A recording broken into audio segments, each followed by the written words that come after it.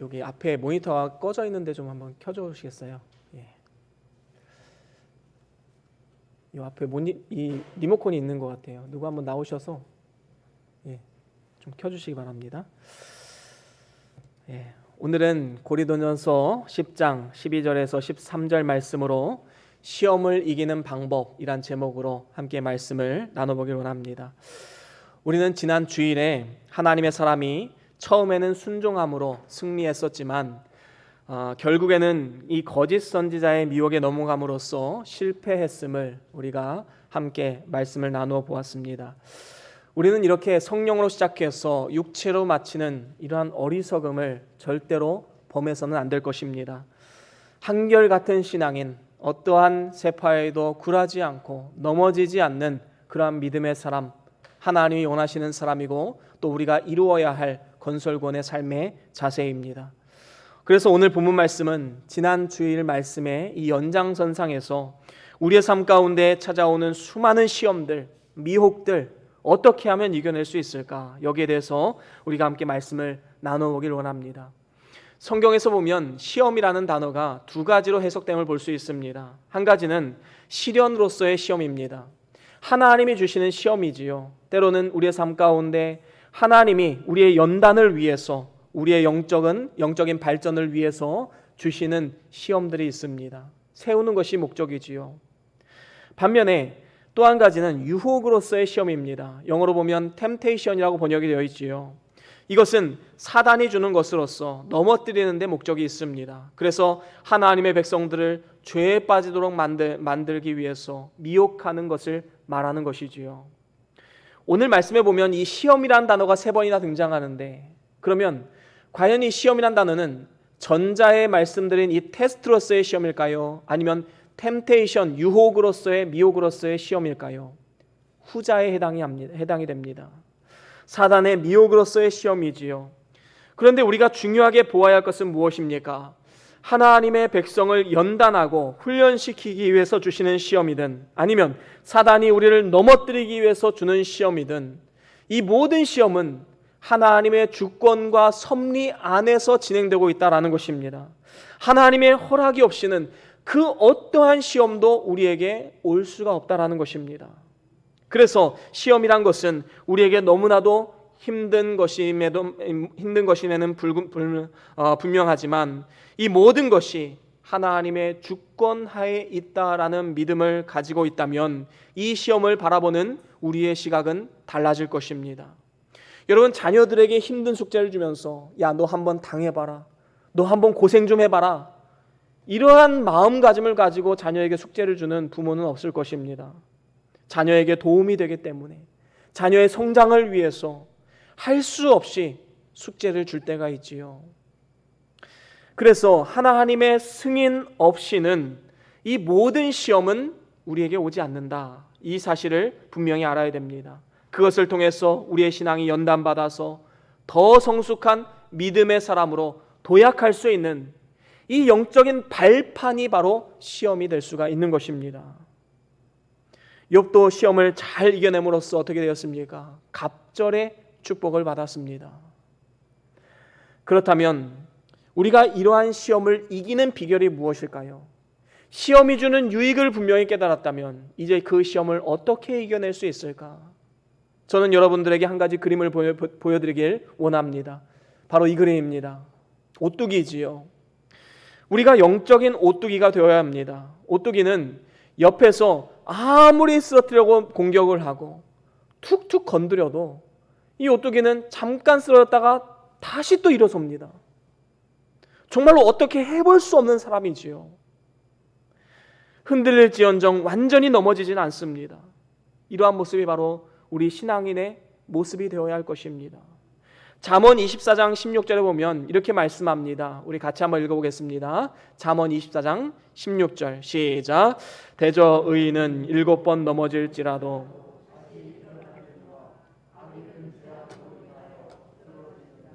아멘. 그렇습니다. 시험이 올 때에 의인은 넘어져도 다시 일어설 수 있지만 악인은 그 시험 앞에 좌절하고 넘어지고 완전히 엎드러지게 됩니다. 우리에게 시험이 올 때 때로는 그것이 근심이 되고 우리 마음에 갈등이 생기고 여러 가지 마음의 상처가 될 수는 있겠지만 우리 믿음의 사람들의 특징은 무엇입니까? 잠시 흔들릴 수 있고 넘어질 수 있지만 우리는 완전히 엎어지지는 않는다라는 것입니다. 그래서 우리는 하나님이 주시는 능력으로 다시금 일어서는 것이지요. 이러한 사람을 어떻게 세상이 감당할 수 있겠습니까? 사단이 어찌 해볼 수 없는 사람, 바로 우리의 믿음의 사람인 것입니다.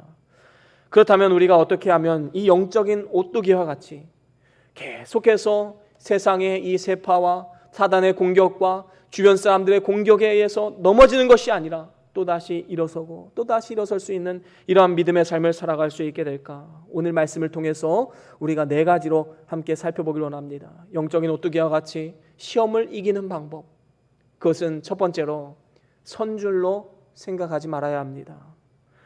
오늘 본문 12절에도 보면 선줄로 생각하는 자는 넘어질까 조심하라. 여러분, 우리는 완전히 선 것이 아닙니다. 스스로 온전하게 생각하고 잘 믿는다고 생각하는 것은 이미 넘어진 거예요. 우리는 하나님의 심판대 앞에 서는 그날에 영화로운 구원을 받기까지 끊임없이 믿음의 길을 달려가야 됩니다. 절대로 선줄로 생각해서는 안 된다라는 것이지요. 그 이유가 무엇입니까? 우리는 모두가 다 부족한 사람들이기 때문입니다. 사람은 아무리 잘난 것이 많다 할지라도 부족한 것 투성이입니다.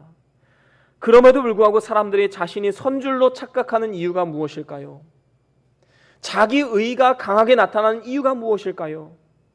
다른 사람들과 비교하기 때문입니다. 나는 그래도 아무개보다는 선하게 살고 있지. 나는 그래도 아무개 집사보다는 믿음으로 살려고 노력하고 있지. 여러분, 이러한 비교의식 때문에 우리가 선줄로 착각하는 것입니다. 이건 너무나도 잘못된 생각이지요. 하나님 보시기에 어떨까? 우리는 그것을 살펴야 되는 것입니다. 우리가 다른 사람들보다 조금 더 나을 수는 있지만 하나님 보시기에는 50보 100보입니다. 다 똑같은 죄인인 것이지요. 부족함 투성이입니다. 그래서 하나님 앞에 자신의 부족함을 찾아서 늘 겸손한 사람이 시험을 이길 수 있는 것입니다. 사도 바울이 예수님을 만나기 전에 어떠한 삶을 살아갔습니까? 그는 자기 의가 충만했습니다. 율법에 흠이 없는 자로서 모든 율법을 지킨다 말하고 다녔습니다. 그리고 또한 그 당시에 최고의 수학이었던 이 가말리아 문화생이었습니다. 너무나도 지식과 또 삶으로서도 다른 사람들에게 본이 되는 율법주의적인 삶을 살아갔지요. 하지만 그에게는 마음 가운데 다른 사람을 정죄하는 마음이 있었습니다. 세리들, 죄인들을 바라보면서 어이구 저 죄인들 하면서 자기 의를 더 부각시키고 또한 예수 믿는 사람들을 핍박해서 옥에 가두고 매를 때리고 이러한 일에 앞장섰습니다. 하지만 다메섹 도상에서 예수님을 만나고 그의 모든 율법적인 의의가 깨어지게 되었습니다. 그리고 하나님 앞에 겸손한 사람으로 거듭나게 되었지요. 그래서 그는 무슨 고백을 합니까? 나는 죄인 중에 괴수로다. 모든 죄인들보다 더 죄가 많은 괴수다라고까지 표현을 했습니다. 그는 또한 일평생 하나님 나라를 위해서 많이 수고했지만 나의 나 된 것은 내가 한 것이 아닙니다. 하나님의 은혜입니다. 늘 하나님의 은혜를 강조하고 하나님의 은혜에 감사하는 삶을 살아갔던 것입니다. 우리도 역시 과거에 잘한 일이 있다면 그것은 내가 한 일이 아니다라는 사실을 알아야 됩니다. 다른 사람들에게 말할 때도 내가 한 것이 아니라, 내가 기도해서 그런 것이 아니라, 내가 힘써 노력해서 그런 것이 아니라 모든 것이 하나님의 은혜입니다. 우리는 이러한 고백을 해야 마땅한 것입니다. 그래서 뒤의 것은 잊어버리고 이제는 앞으로 전진하면서 하나님의 은혜를 바라보며 예수님을 목표로 한 걸음 한 걸음 나아가야 되는 것이지요. 그래서 빌립보서 3장 12절에 사도 바울의 아름다운 고백이 나오지요. 우리 같이 한번 읽어보겠습니다. 빌립보서 3장 12절입니다. 시작. 내가 이미 얻었다 함도 아니요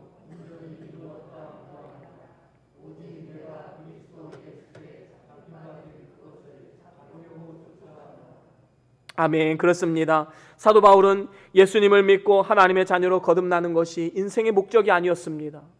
그것이 인생의 목적이었다면 아마도 사도 바울은 하나님께서 일찍 데려가셨을 수도 있을 것입니다. 하지만 그의 인생의 목적은 분명했습니다. 그리스도의 장성한 분량에 이르기까지 내가 자라나길 원합니다. 예수님을 닮아가길 원합니다. 그래서 건설구원을 이루어 나가야 하기에 몸을 쳐가며 주의 말씀에 복종하는 삶을 살아갔던 것입니다. 그렇습니다. 건설구원은 이미 얻은 것이 없습니다. 온전히 이룬 것도 없습니다. 우리는 끝이 없이 주님 앞에 서는 그날까지 계속해서 이루어가야 되는 것이지요.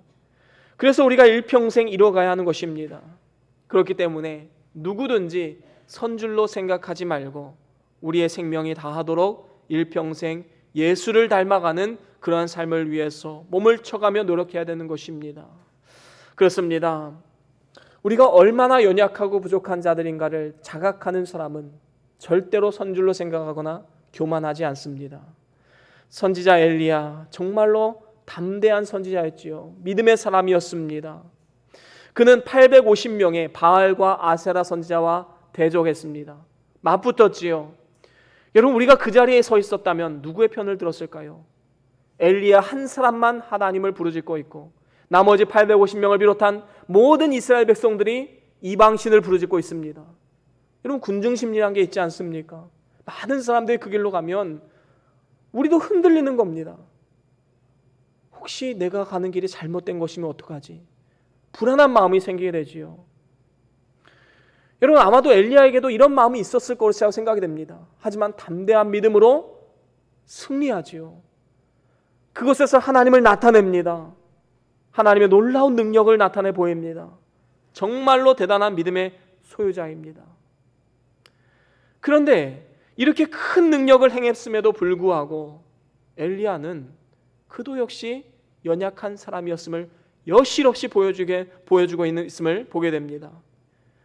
그가 이렇게 능력을 나타냈음에도 불구하고 이세벨의 그 기세는 꺾이지 않습니다. 오히려 이세벨은 더 악독한 모습으로 엘리야를 대적하게 되지요. 환난과 핍박은 계속됩니다. 그러자 그에게 연약함이 찾아옵니다. 로뎀나무 아래 들어가서 하나님 앞에 죽기를 간구합니다. 이처럼 큰 승리를 했을 때, 선줄로 생각했을 때 우리는 넘어지지 않을까 조심해야 되는 것입니다. 이제는 됐다 싶을 때 바로 그때 우리가 조심해야 될 때인 줄로 믿습니다. 그때가 바로 사단이 틈타기 때문이지요. 베드로도 예수님을 따르면서 최고의 칭찬을 받은 때가 있었습니다. 그것은 바로 주는 그리스도시요 살아계신 하나님의 아들이십니다. 이 믿음의 고백을 했을 때예요. 예수님께서 정말로 기뻐하시면서 베드로를 칭찬하십니다. 그런데 놀라운 것은 그 바로 다음에 예수님께 큰 책망을 받습니다. 도대체 왜 그랬을까요? 예수님이 십자가에 대해서 말씀하시자 베드로가 뭐라고 말합니까? 예수님, 절대로 그 일이 예수님께 미치지 않을 것입니다. 방금 전까지 칭찬을 받았는데 베드로는 이제 의기양양해서 이제 하나님의 뜻까지 바라보지 못하고 예수님의 그 뜻을 거역하는 모습을 볼 수 있습니다. 예수님 말씀하셨지요. 사단아, 내 뒤로 물러가라. 너는 나를 넘어지게 하는 자로다. 방금 전까지 아주 큰 칭찬을 받았는데 왜 이런 책망을 또한 받게 되었을까요? 베드로는 칭찬받았을 때 아마도 우쭐하고 선줄로 생각했을 것입니다. 아, 이제는 됐다. 내가 예수님께 인정받았어. 그래서 오히려 예수님을 위한다는 식으로 예수님 절대로 십자가 안 됩니다. 내가 막아서겠습니다. 하지만 그건 하나님의 뜻이 아니었던 것입니다. 뿐만 아닙니다. 베드로는 다 주를 버릴지라도 나는 언제든지 버리지 않겠다고 호언장담했지만 예수님이 잡히신 다음에 주를 3번이나 부인합니다. 마지막 3번째는 그를 저주까지 합니다. 이와 같이 우리 모든 사람은 다 연약한 자들입니다. 그래서 스스로 강한 줄로 알면 우리는 넘어질 수밖에 없는 것입니다. 마귀의 공격을 받게 되지요. 사단은 우는 사자와 같이 삼킬 자를 찾고 있는데 누구를 삼킬 자를 찾고 있을까요? 어떤 사람을 찾을까요? 잘 믿지 않는 사람들을 선택해서 공격할까요? 잘 믿는 사람들을 공격할까요? 믿지 않는 사람은 이미 사단의 노예입니다. 사단의 종입니다. 종을 왜 공격합니까? 믿는 사람들 중에서도 믿음으로 살지 않는 사람들, 그냥 놔두면, 가만히 놔두면 실패의 길로 갈 수밖에 없는 것입니다. 사단의 유일한 관심, 정말로 내가 믿음으로 살려고 할 때, 정말로 내가 신앙적으로 살려고 할 때, 정말로 하나님의 뜻을 따라 살아가려고 노력할 때 사단은 그 틈을 타서 들어오게 됩니다. 사단의 관심은 오직 잘 믿는 성도들에게 있음을 분명히 알아야 됩니다. 그렇기 때문에 우리 성도들은 우리의 마음을 다잡아야 됩니다. 잠언 28장 26절에 보면 이렇게 말씀합니다. 우리 같이 한번 읽어볼까요? 잠언 28장 26절입니다. 시작. 자기의 마음을 믿는 자는 미련한 자요. 아멘. 그렇습니다. 여러분, 여기서 자기의 마음을 믿는 자가 어떤 사람일까요? 자기가 선줄로 생각하는 자입니다. 나의 능력을 믿는 사람, 내 마음을 믿는 사람, 내 생각을 믿는 사람, 선줄로 생각하는 자는 미련한 자다, 분명히 말씀하고 있습니다. 여러분, 모세도 한번 보십시오. 그가 애굽의 바로 왕의 공주의 아들로 이제 살아가면서 거기서 많은 학문을 습득하고 또 병법을 배우고 여러 가지 지식을 습득했습니다. 자신의 능력으로 이스라엘을 구원하려 했을 때 그는 실패할 수밖에 없었지요. 그 많은 능력으로 인하여 오히려 실패할 수밖에 없었습니다. 하지만 미디안에 가서 40년간 광야에서 깎여서 자신의 신앙인격이 만들어졌을 때, 그래서 겸손하게 하나님 앞에 나아갈 때에 결국에 하나님께서 그를 들어주셔서 이스라엘을 구원하는데 아름답게 쓰실 수가 있었던 것입니다. 무언가 성공하고 잘했을 때 우리는 그때가 위험한 것입니다. 이제는 자기가 하겠다고 스스로 잘했다고 생각한 때는 이미 넘어진 때이지요. 그래서 우리가 시험을 이기려면 스스로 선줄로 생각해서는 안 됩니다. 늘 초심으로 돌아가서 겸손하게 하나님 앞에 서야 되는 것이지요. 여러분, 처음 예수님을 믿었을 때 한번 떠올려 보십시오. 이제 예수님 한 분만 내가 믿고 살아가야 한다. 정말로 예수님 한 분을 소유함으로 온 세계를 소유한 것보다 더 큰 기쁨을 누리지 않았습니까? 뜨거운 눈물 흘리면서 내가 이제 주를 위해서 살아가 봐야겠다. 여러분, 그 초심 지금도 유지하고 있습니까? 오히려 지금 선줄로 생각하고 교만해서 다른 사람 판단하기나 좋아하고 자신의 삶을 정작 보지 못하는 이러한 어리석음을 범하고 있지는 않습니까? 우리는 늘 초심으로 돌아가서 겸손하게 나아가야 되는 것입니다. 선줄로 생각하는 자 넘어질까 조심하라. 하나님은 오늘 우리에게 이렇게 말씀하고 계십니다. 그런가 하면 두 번째로 우리가 시험을 이기기 위해서는 넘어질까 조심해야 됩니다. 오늘 본문 말씀 12절 하반절에 보면 넘어질까 조심하라 말씀하고 있습니다. 여러분, 아무리 섰다 할지라도 항상 조심하지 않으면 넘어질 수밖에 없지요. 여러분, 사단이 한 사람을 무너뜨리기 위해서 가장 많이 사용하는 방법이 있다면 그것은 바로 사람과의 관계 속에서 낙심케 해서 넘어뜨리는 것입니다. 사실 우리가 마음의 상처를 받고 시험에 드는 것은 다 사람들과의 관계 속에서 일어나는 것입니다. 한번 생각해 보십시오. 지금까지 살아오면서 가장 큰 마음의 상처를 입었던 때가 언제입니까? 아마도 대부분 사람들이 하는 말에 관련된 일일 것입니다. 주변 사람들의 말 한마디, 가장 가까운 가족의 말 한마디, 그게 비수가 되어서 마음에 꽂혀서 그 비수가 마음의 상처를 내고 고름이 들게 만들고 그리고 아프게 만드는 것입니다. 그래서 우리의 마음을 파고드는 것이지요. 그래서 결국에는 실족하게 됩니다. 신앙생활 열심히 해보려고 하는데 믿지 않는 남편이 지나가면서 한마디 툭 던집니다. 야, 그렇게 믿어서 돈이 나오냐? 뭐가 나오냐? 너 예수 믿어서 잘 된 게 뭐야? 여러분, 얼마나 마음에 상처가 됩니까? 어디 이뿐이겠습니까? 제가 하나하나 다 언급할 수는 없어도 사실 사람이 상처받는 가장 큰 이유는 사람들의 말입니다. 그래서 낙심되어서 넘어지는 경우가 너무나도 많이 있지요. 요즘에는 코로나19로 인하여서 세상의 교회를 향해서 아무 말이나 막 툭툭 던집니다. 뭐 개독교라는지. 이러한 말을 들으면 어떻습니까? 마음에 상처가 생기지요. 우리는 분명히 알아야 됩니다. 이러한 상처, 이러한 아픔, 이러한 것을 통해서 우리가 절대로 낙심하거나 넘어져서는 안 된다라는 것입니다. 때로는 뒤에서 과장시키기도 하고, 때로는 어떠한 일을 축소시키기도 하고, 때로는 다른 사람의 명예를 손상을 주기도 하고, 여러분, 많은 사람들이 이 말로써 죄를 짓고, 어떤 사람들은 다른 사람들이 쑥덕거리는 말에 넘어가서 실족하고 넘어지기도 합니다. 하지만 그렇다고 해서 사람들과의 관계를 하지 않고 시험에 들지 않기 위해서 산속에 혼자 들어가서 초막을 짓고 거기서 사람들과 관계를 끊어버리고 살라, 그것은 아니다라는 것입니다. 기독교는 은둔주의가 아닙니다. 기독교는 세상 가운데 파고들어야 됩니다. 여러분, 진정으로 빛이 그 빛의 사명을 감당하려면 어두운 세상 가운데 들어가야 빛의 진가가 나타나는 것이지요. 여러분, 진정으로 소금이 그 맛을 내기 위해서는 맛이 나지 않는 그 음식 속으로 들어가야 됩니다. 음식으로 들어가지 않고 어떻게 맛을 낼 수가 있겠습니까?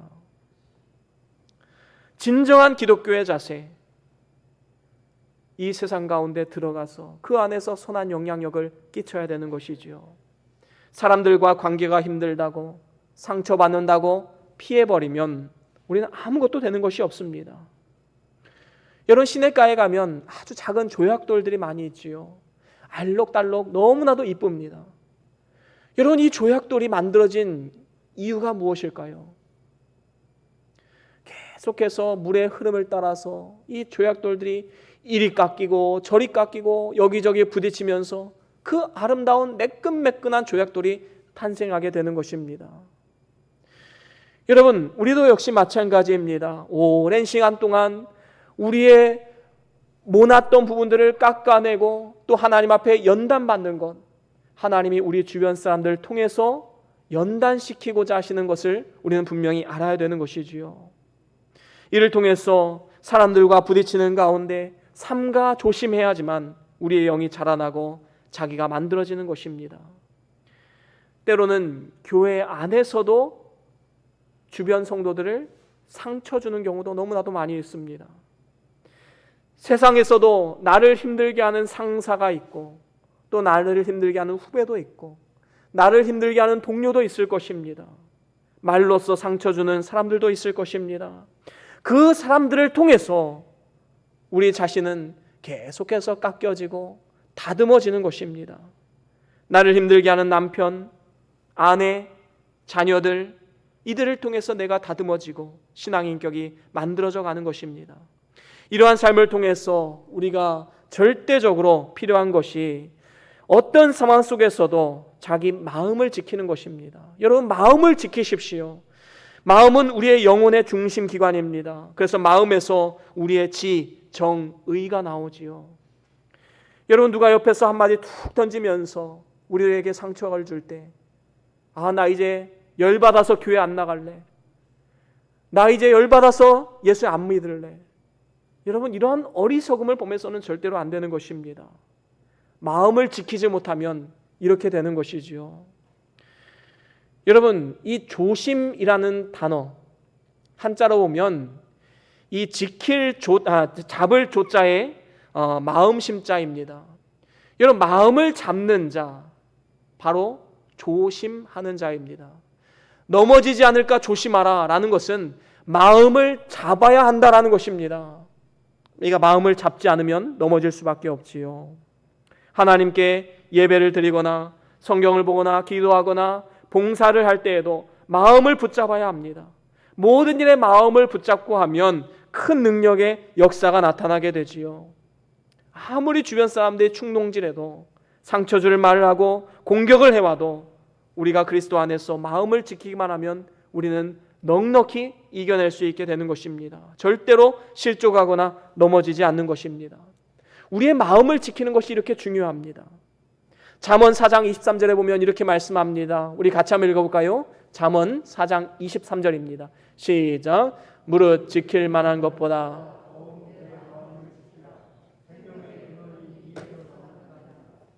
아멘. 그렇습니다. 이 조심이라는 단어를 성경적으로 해석을 하면 잠언 4장 23절입니다. 무릇 지킬 만한 것보다 더욱더 네 마음을 지키라. 여러분, 우리의 마음을 지키는 것이 이렇게 중요합니다.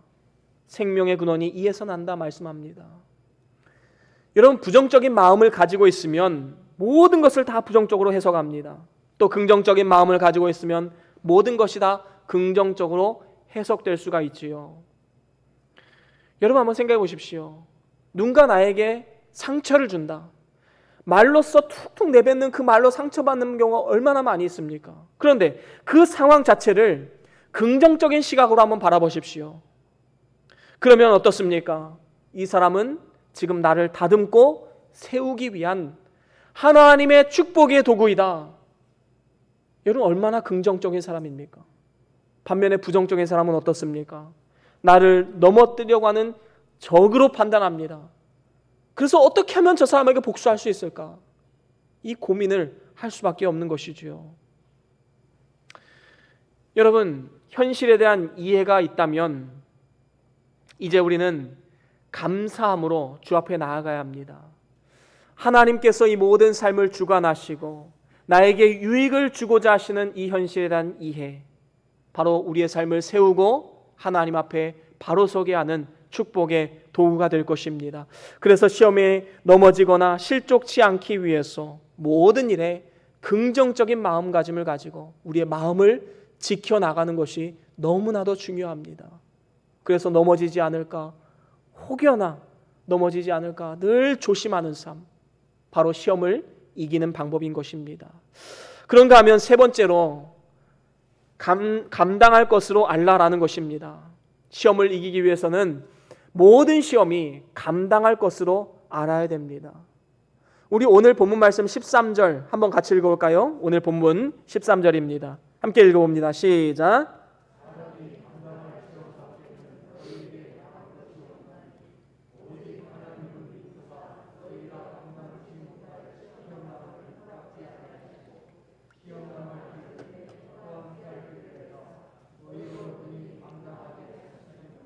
아멘. 그렇습니다. 사람이 감당할 시험 밖에는 너희에게 당한 것이 없다라고 말씀합니다. 여러분, 성경에 보면 욥이 큰 시험을 당했지요. 하나님께서 욥에게 감당할 시험만큼만 주신 것입니다. 우리가 보기에는 너무나도 큰 시험, 정말로 감당치 못할 시험 같아 보이지만 하나님 보시기에는 욥이 감당할 만한 시험이었기 때문에 주셨던 것입니다. 그래서 우리는 어떠한 일을 당해도 전능하신 하나님께서 모든 것을 주신 줄로 알고 불평하거나 원망하지 말아야 되는 것입니다. 하나님이 우리에게 감당치 못할 시험이라면 애당초 우리에게 허락해 주지 않았을 것입니다. 만약에 시험을 감당하다가 믿음에서 이탈하고 예수님을 떠났다, 처음부터 하나님께서 선택하지 않은 사람일 수 있지요. 하나님께서 선택한 사람이라면 하나님이 감당할 수 있을 만큼만 우리에게 시험을 주심을 분명히 알아야 됩니다. 이 사실을 우리가 알기 때문에 어떠한 상황에서도 낙심하거나 넘어지지 않고 믿음으로 담대하게 나아갈 수 있게 되는 것입니다. 오늘 말씀에도 오직 하나님은 미쁘사라고 말씀하고 있는데, 이 미쁘다라는 말은 신실하다라는 뜻입니다. 하나님은 우리를 사랑으로 선택하신 다음에 버리거나 떠나시는 것이 아니고 우리와 함께 하시되, 특별히 우리가 어려움을 당할 때 더욱더 가까이 하시는 분이십니다. 그래서 하나님께서는 우리에게 여러 가지 시험을 허락하여 주셔서 더 큰 유익을 얻게 하시는 분이신 것이지요. 여러분, 자녀가 아프면 어떻습니까? 부모는 만일을 제쳐두고 자녀의 옆에서 그 아픔을 함께 나누며 돌보아 줍니다. 눈물로써 기도해 줍니다. 여러분, 시험이 올 때 하나님이 바로 우리와 이렇게 함께 해주십니다. 멀리 계셔 보이는 하나님이 시험을 통해 우리와 가까이 계심을 또한 느끼게 되는 것입니다. 하나님이 아브라함을 시험하려고 독자 이삭을 바치라고 명하셨지요. 우리의 생각으로는 도저히 이해가 가지 않는 명령을 내린 것입니다. 과연 아브라함이 이 말씀에 순종할 수 있을까? 그 사랑하는 아들 이삭을 어떻게 보낼 수 있을까? 어떻게 그 아들을 하나님 앞에 제물로 바칠 수 있을까? 우리는 참 이해가 되지 않지요. 하지만 결국에 하나님께서 아브라함에게 복을 주시고자 이러한 명령을 내리셨던 것입니다. 하나님이 이삭을 통해서 아브라함의 자손이 하늘의 별과 같이 많아질 것이라 약속했는데 이삭을 번제로 바치라는 이 명령은 인간의 생각으로 맞지 않지만 하나님의 뜻과 계획하심 안에서는 축복이 예비된 그러한 명령이었습니다. 아브라함은 이삭을 번제로 드려도 전능하신 그의 능력으로 이삭을 다시 살리실 것을 믿었습니다. 그렇기 때문에 기쁨으로 제물로 바칠 수 있었던 것이지요. 그때 하나님께서 그 제사를 멈추시고 이삭에게 손을 대지 말라 말씀하셨습니다. 이렇게 아브라함은 믿음으로 시험을 이겼기 때문에 큰 복을 누릴 수 있었던 것이지요. 여러분, 이삭도 언젠가는 늙어 죽었을 것입니다. 이삭을 죽였느냐 살렸느냐 이게 중요한 것이 아니라 아브라함이 믿음으로 이 상황을 받아들였느냐 아니면 내 이성 내 생각으로 판단했느냐, 이 두 차이점을 우리는 분명히 알아야 되는 것입니다. 하나님께서는 그의 뜻과 계획하심이 있기 때문에 때론 우리에게 시험을 주시고 이해하지 못하는 환경을 주실 때가 있습니다. 세상 일이 잘 되지 않으면 실패해야만 하는 이유가 있기 때문에 실패하게 만든 것이고, 세상 일이 잘 되고 행복한 일이 많다면 실패해야만 하는 이유가 있기 때문에 하나님이 우리에게 실패를 주신 것입니다. 모든 것이 합력하여 선을 이루게 됨을 알게 될 때 우리는 범사에 감사하는 능력의 사람으로 거듭나게 되는 것입니다. 특별히 하나님께서는 우리가 시험을 당할 때에 시시때때로 감당할 수 있는 힘과 능력을 주시는 분이십니다. 오늘 말씀에서도 뭐라 말씀합니까? 너희가 감당치 못할 시험당함을 허락지 아니하시고 라고 말씀하십니다. 우리가 감당할 수 있도록 내가 너에게 힘과 능력을 줄게. 하나님은 오늘 이렇게 우리에게 말씀하시는 것입니다. 하나님은 우리의 모든 사정과 형편을 아십니다. 우리의 연약함과 우리의 신앙의 정도도 아십니다. 그래서 하나님은 우리가 시험당하는 것을 허락하시되 우리의 연약함을 도와주시는 것입니다. 야고보서 1장 2절에도 이렇게 말씀하지요. 우리 같이 한번 읽어보겠습니다. 야고보서 1장 2절입니다. 시작. 내 형제들아 너희가 여러 가지 시험을 만나거든. 그렇습니다. 우리가 살아가면서 만나는 시험들이 하나님이 주시는 확신이 있기 때문에 시험이 올 때 우리는 온전히 기쁘게 받아들일 수 있는 것입니다.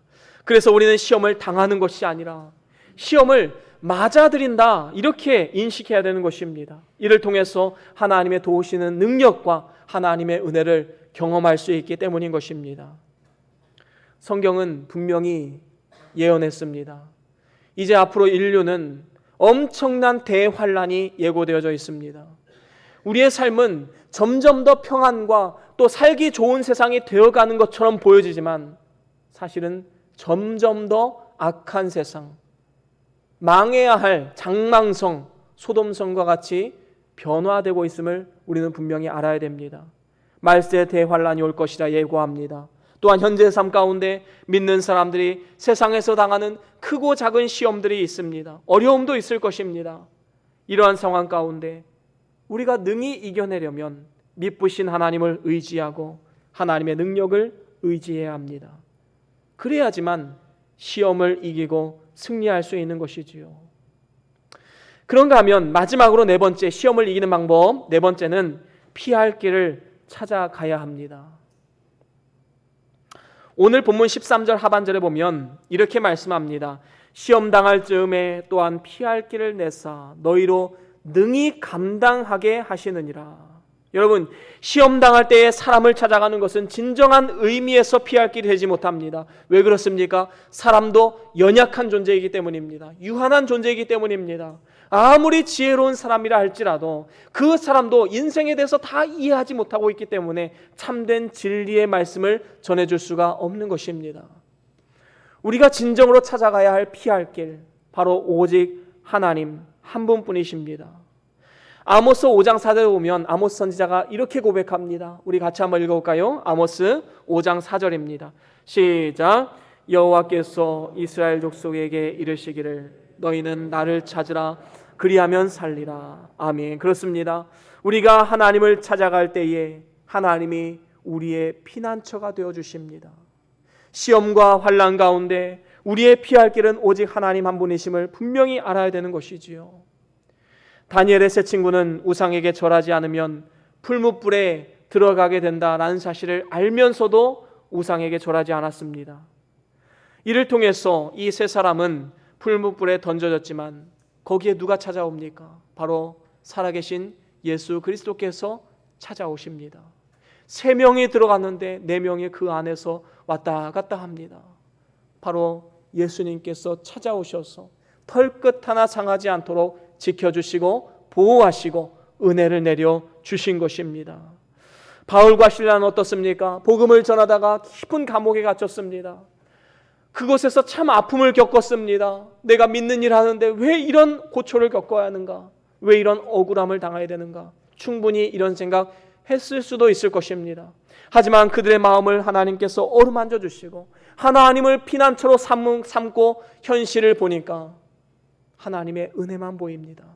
이제 하나님을 마음껏 찬양합니다. 큰 기쁨을 주십니다. 그때 어떻게 됩니까? 옥문이 열리고 착고가 풀리고 나중에는 간수까지 회개하는 이러한 놀라운 일들이 일어나게 되었습니다.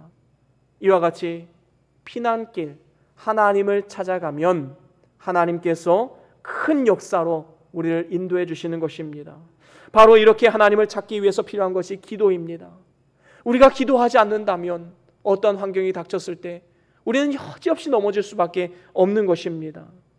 예수님께서 십자가를 앞에 두고 겟세마네 동산에 기도하러 가시면서 제자들에게 뭐라 말씀하십니까?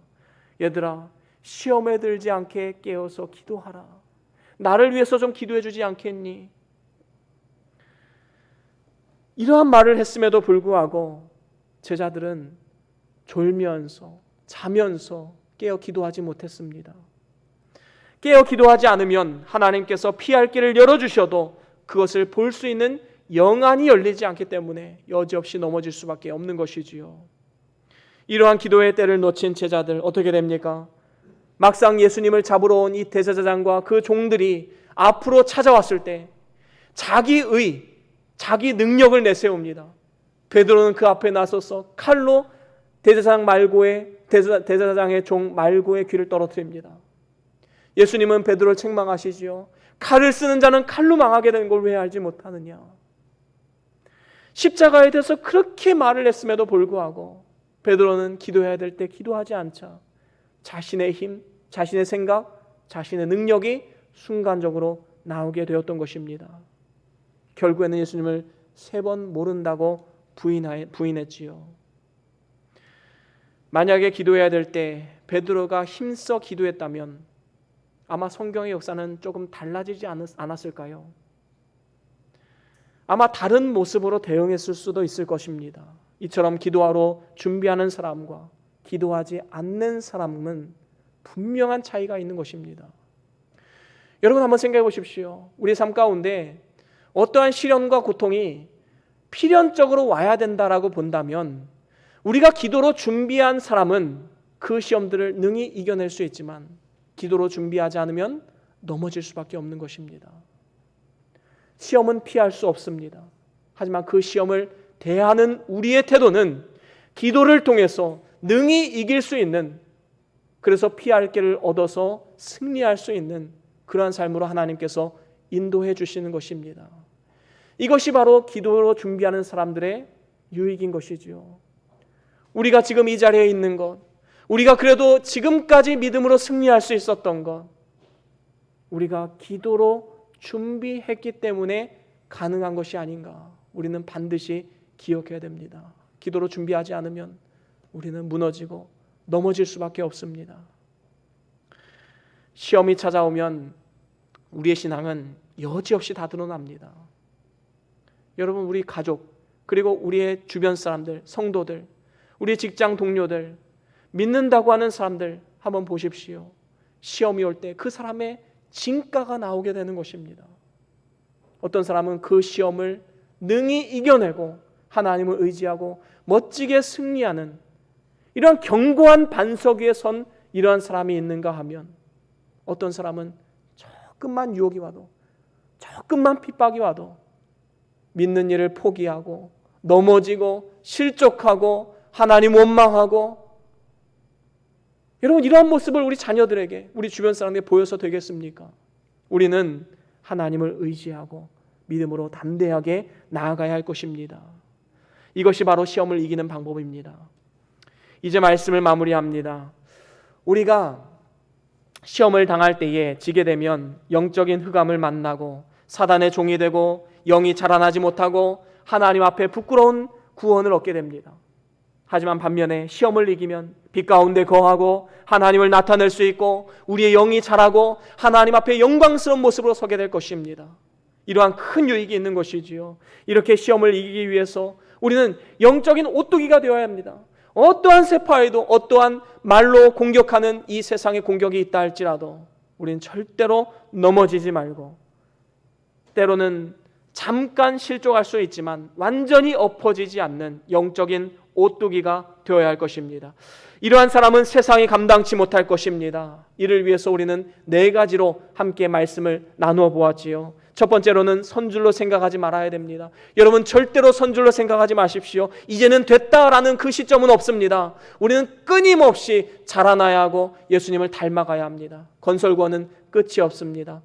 하나님 앞에서는 그때 우리의 영화로운 구원을 입을 때, 그때서야 비로소 건설구원은 끝을 맞이하게 되는 것입니다. 그때까지 우리는 선줄로 생각해서는 안 되는 것입니다. 두 번째로는 넘어질까 조심해야 되지요. 항상 자신의 마음을 지켜서 주변 사람들이 아무리 말로 상처를 주고 충동질해도 너는 지져라, 나는 내 갈 길 간다. 우리는 담대하게 믿음의 길을 걸어가야 되는 것입니다. 아무리 세상이 기독교를 개독이라 욕하고 그리스도인들을 비방하고 원망하고 조롱해도 우리는 우리가 갈 길을 끝까지 가야 되는 것입니다. 누가 한마디 하면 실족하고 넘어지고 상처받고, 우리는 절대로 이러한 연약한 믿음을 가져서는 안 됩니다. 세 번째로는 감당할 것으로 알아야 됩니다. 하나님은 우리에게 감당할 시험만 주십니다. 그래서 신실하신 하나님을 의지하고 그 능력을 가지고 시험을 맞이해야만 합니다. 네 번째로는 피할 길을 찾아가야 합니다. 시험을 당할 때에 사람을 의지하지 마십시오. 때로는 목회자에게 상담은 할 수 있습니다. 하지만 목회자도 인간이기에 목회자가 기도하면 다 해결될 것이다. 여러분, 우리도 기도를 해야 됩니다. 우리 자신도 기도하면서 목회자의 기도를 요청하고 또 함께 기도하면서 이 일을 감당해야 되는 것이지요. 피할 길은 오직 하나님이십니다. 하나님을 피난처로 삼고 늘 깨어 기도해야 되는 것이지요. 저와 여러분들이 이 4가지를 꼭 기억하시어서 우리의 삶에 오고 오는 모든 시험을 넉넉하게 이겨내는 이 영적인 오뚜기가 되어서 건설구원을 성공적으로 잘 이루어내고 하나님의 기쁨이 될 뿐만 아니라 여러분을 통해서 가정과 교회가 복을 얻는 축복의 도구로서 아름답게 쓰임받을 수 있기를 주의 이름으로 간절히 축원합니다. 우리 다 같이 오늘 받은 말씀 기억하시면서 우리 잠깐 동안 기도합니다. 어떠한 말씀을 받으셨습니까? 어떠한 하나님의 결단을 주셨습니까? 그 말씀 부여잡고 우리가 이 시간 잠깐 동안 함께 묵상하시면서 기도합니다. 주여.